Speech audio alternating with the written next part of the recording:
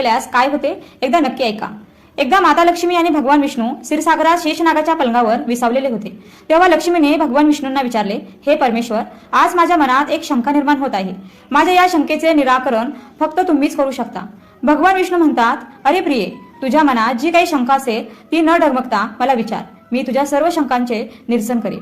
हे देवा, कोणत्या शापामुळे स्त्रियांना मासिक पाळीच्या वेदना सहन कराव्या लागतात? आणि माझा दुसरा प्रश्न असा आहे की प्रभू, मासिक पाळीत असलेल्या स्त्रीने कोणती कामे करू नयेत ज्यामुळे तिला अपराधी वाटेल? भगवान विष्णू म्हणतात, हे देवी, आज तू मानव जातीच्या कल्याणासाठी खूप खूप चांगला प्रश्न विचारलेला आहे. तुमच्या या सर्व प्रश्नांची उत्तरं देव शर्मा यांच्या प्राचीन कथेतून मिळेल. आणि ही महान कथा ऐकल्याने सर्व पापांचा नाश होतो. कोणीही पती पत्नी ही कथा लक्षपूर्वक ऐकू शकतात. त्यांना सौभाग्य प्राप्त होते. आणि म्हणूनच हे देवी, तुम्ही कथा लक्षपूर्वक ऐक. देवी लक्ष्मी म्हणते, हे देव शर्मा, कोण होते, त्यांचे आचरण आणि विचार काय होते? मला ही कथा नक्कीच ऐकायची आहे. कृपया ही कथा मला सांगा. मी ती नक्कीच लक्षपूर्वक ऐकेन. भगवान विष्णू म्हणतात, हे देवी, प्राचीन काळची गोष्ट आहे. मध्य प्रदेशात एक अतिशय सुंदर नगर होते. त्या नगरात देवशर्मा नावाचा ब्राह्मण राहत होता. देवशर्मा यांना सर्व धर्मग्रंथ आणि वेदांचे ज्ञान होते. तो अत्यंत हुशार, प्रतिभावान आणि धार्मिक कार्य करण्यास सदैव तयार असे. सर्व जातींचे लोक त्यांना खूप मान देत असत. तो रोज यज्ञ, दान आणि सायंकाळची पूजा करत असे. त्याला प्राणीपुत्र, मित्र, नातेवाईक आणि संपत्ती यांचे आशीर्वाद मिळाले. देवशर्मा यांच्या पत्नीचं नाव भगना होते. ती एक महान चारित्र्यवान स्त्री होती, सद्गुणी होती. मग एके दिवशी देवशर्मा यांनी त्यांच्या घरी सत्यनारायणाची पूजा आयोजित केली आणि सर्व ब्राह्मणांना वैयक्तिकरित्या आमंत्रित केले. त्यांनी तेथे राहणाऱ्या सर्व लोकांना पूजा आणि भोजनासाठी बोलावले. त्यानंतर पूजेच्या दिवशी सर्व ब्राह्मण त्यांच्या घरी आले. देवशर्मा यांनी सर्व ब्राह्मणांची विधीपूर्वक पूजा करून त्यांचा सन्मान केला आणि मग त्यांनी सर्व ब्राह्मणांना घरात बोलावून सुंदर आसनावर बसवले आणि मिठाई दिली. ब्राह्मणांना भोजन दिल्यावरती त्यांनी भगवंताचे स्मरण केले आणि सर्वांना वस्त्र इत्यादी दान करून निरोप दिला.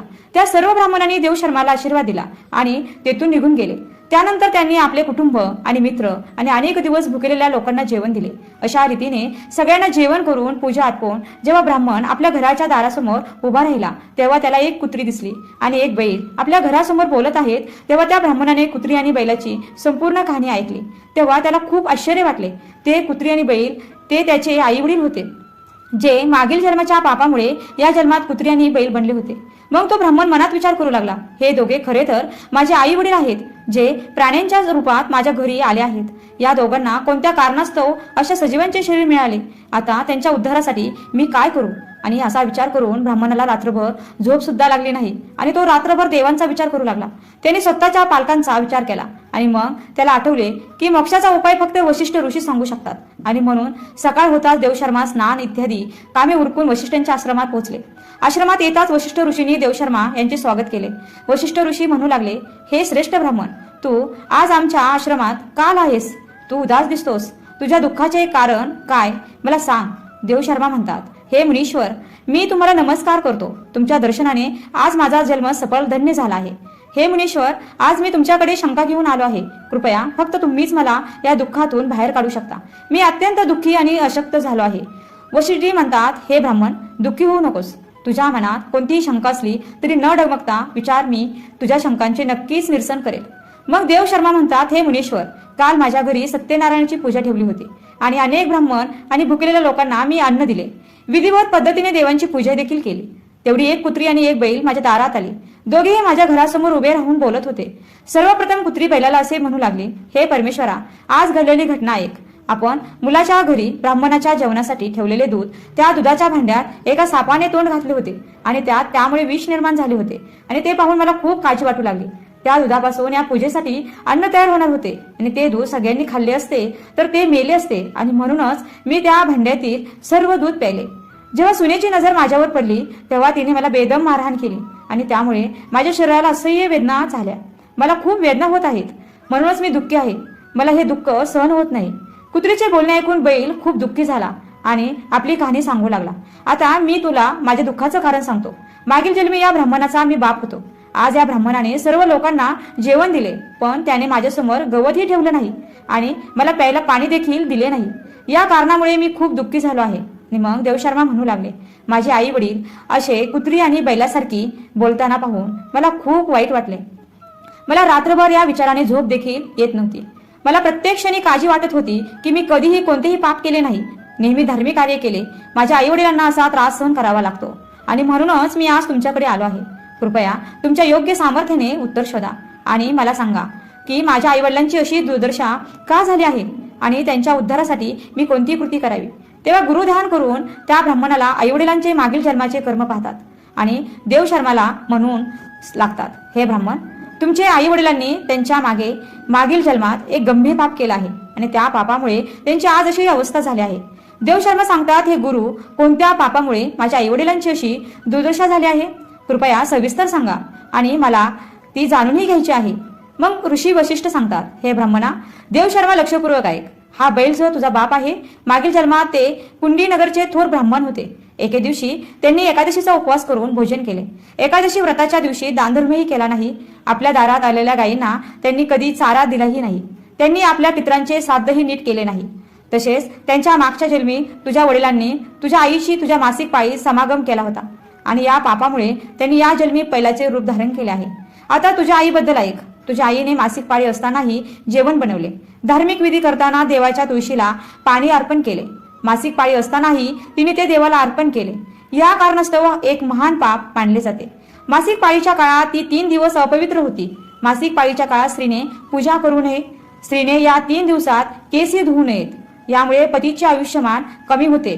तसेच मासिक पाळीच्या वेळी झाडे आणि तुळशीला स्पर्श देखील करू नये.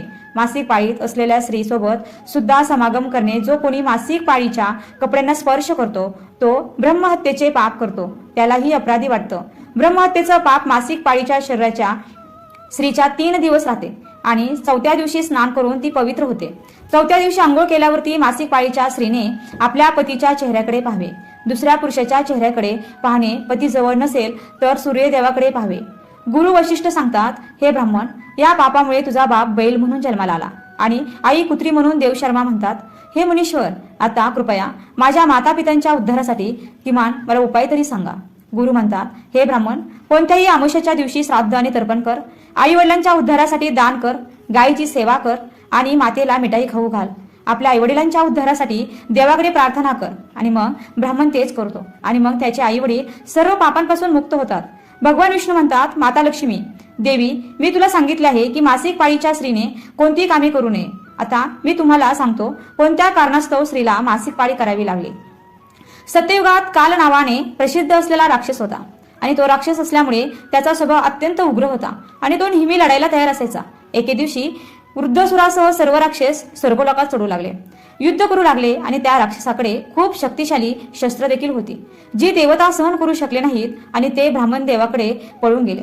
तेव्हा ब्रह्मदेवाने त्यांना राक्षसांचा पराभव करण्याचा उपाय सांगितला. हे यंत्र तुम्ही या क्षणी महर्षी दधींकडे जा आणि ते तुम्हाला त्यांच्या शरीरांच्या हाडांपासून शस्त्र पुरवते. त्या शस्त्राचा वापर करून तुम्ही सुराचा वध करू शकाल. महर्षी दधींच्या आश्रमात जातात आणि प्रार्थना करतात आणि त्यांना शस्त्र देण्याची विनंती करतात. आणि मग जगाच्या कल्याणासाठी महर्षी दधींजींनी आपल्या शरीरातील हाडांपासून शस्त्र तयार करताना त्या अस्त्रांपैकी एक वज्र नावांचे शस्त्र आहे, जे भगवान इंद्राने धारण केले आहे. सर्व देवता रुद्रसुराशी युद्ध करण्यासाठी निघतात. देव आणि दानवामध्ये भयंकर युद्ध होते. सर्व देव दानवांशी युद्ध करण्यासाठी आकाशात जमा होतात आणि युद्धात तुटून पडतात. अग्निदेवाला अग्नीच्या हल्ल्याने जबाबदाऱ्या पेलायला लागतात. अग्नीच्या प्रभावामुळे शरीराचा प्रत्येक अवयव जळू लागतो आणि मग वरुण देव पाण्याचा वर्षाव करतात आणि राक्षसांना बुडवतात.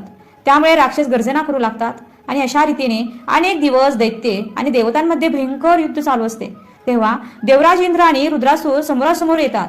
दोघांमध्ये युद्ध होते आणि त्यानंतर देवराज इंद्र आपल्या वज्रांच्या जोरावर रुद्रसुराचा वध करतो. राक्षस रुद्रसुराचा मृत्यू होताच ब्रह्महत्या त्याच्या शरीरातून बाहेर पडतो आणि इंद्राचा पाठलाग करू लागतो आणि मग ब्रह्महत्या इंद्राच्या शरीरात प्रवेश करतो. त्यामुळे इंद्रदेवाला ब्रह्महत्येचं पाप लागते. देवराज इंद्र ब्रह्मदेवाकडे जातो आणि त्याला ब्रह्महत्यांपासून मुक्ती मिळवण्यासाठी सांगतो. तेव्हा ब्रह्मदेव ब्रह्महत्येला इंद्राच्या शरीरातून बाहेर येण्याची आज्ञा देतात आणि ब्रह्महत्ये इंद्राच्या शरीरातून बाहेर पडतात आणि ब्रह्मदेवाला म्हणू लागतात, हे परमपिता, आतापर्यंत मी वृद्धासुराच्या शरीरात वास करत होतो, कारण त्याने अनेक ब्रह्महत्या केल्या. इंद्राने त्यांचा वध केल्यानंतर मी इंद्राच्या शरीरात वास करू लागलो. आता कृपया मला योग्य जागा द्या, मी जिथे राहू शकतो. मग ब्रह्मदेव म्हणतात, हे ब्रह्महत्या, मी तुला तुझे योग्य स्थान देतो. तेव्हा ब्रह्मदेव म्हणाले की ब्रह्महत्येचा वध केल्यानंतर तुझा 1/4 भाग अग्नीच्या आत राहील. जो अग्नीला यज्ञ करीत नाही, तुम्ही त्यांच्या शरीरात प्रवेश करता आणि तुमच्या शरीराचा दुसरा भाग पाण्याखाली राहील. जो पाण्यात थुंकतो, मूत्र किंवा विष्ठा करतो, तुम्ही त्याच्या शरीरात प्रवेश करा. आणि मग तिसरा भाग झाडे, वृक्ष आणि झाडांमध्ये राहील. जो विनाकारण कोणीही वृक्ष स्थळ करेल तोही ब्रह्महत्या पापांचा दोषी ठरेल. तेव्हा ब्रह्मदेवानी अप्सरांना बोलावून सांगितले, हे अप्सरा, ब्रह्मदेवाच्या हत्येचा एक भाग स्वीकार करा. अप्सरा म्हणाल्या, हे परमेश्वरा, तुमच्या परवानगीने आम्ही ते स्वीकारण्यास तयार आहोत, परंतु कृपा करून सुटकेचा काही मार्ग सांगा. तेव्हा ब्रह्मदेव म्हणू लागले, हे अप्सरांनो, जो कोणी जेव्हा मासिक पाळीमध्ये स्त्रीशी संभोग करेल त्याच्या आत हा ब्रह्महत्या प्रवेश करेल. अशा प्रकारे ब्रह्महत्येचे 4 भाग होते आणि एक आगीत, दुसरा पाण्यात, तिसरा झाडामध्ये आणि चौथा स्त्रियांमध्ये गेला. मासिक पाळीच्या काळात जो कोणी स्त्रीला स्पर्श करून तिच्याशी संभोग करतो तो त्याच ब्रह्महत्येचा भाग होतो. त्याला ब्रह्महत्येचा वध केल्याचा अपराधीपणा वाटतो. भगवान विष्णू म्हणतात, हे देवी, अशा प्रकारे मी तुला स्त्रीच्या मासिक पाळी मागील कथा सांगितली आहे आणि मासिक पाळी स्त्रीने कोणती कामे करू नये इत्यादी सुद्धा माहिती सांगितलेली आहे. महालक्ष्मी सांगतात, हे परमेश्वरा, आज तुम्ही मला खूप महत्वाचं ज्ञान दिलं आहे. मी पण तुम्हाला वचन देते, मासिक पाळीच्या वेळी पूजा करणारी कोणतीही स्त्री, तसेच मासिक पाळीच्या काळात पतीशी संबंध ठेवणाऱ्या स्त्रीची घरात मी कधीच प्रवेश करणार नाही. आणि त्यामुळे मासिक पाळीच्या काळात महिलांनी ही कामे अजिबात करू नका. आणि तुम्हाला ही कथा कशी वाटली कमेंट करून नक्की कळवा. माहिती आवडल्यास व्हिडिओला नक्की लाईक करा. कमेंटमध्ये जय श्री हरी विष्णू हे लिहायला विसरू नका. व्हिडिओ शेवटपर्यंत पाहिल्याबद्दल अगदी मनापासून खूप खूप आभारी आहे. धन्यवाद.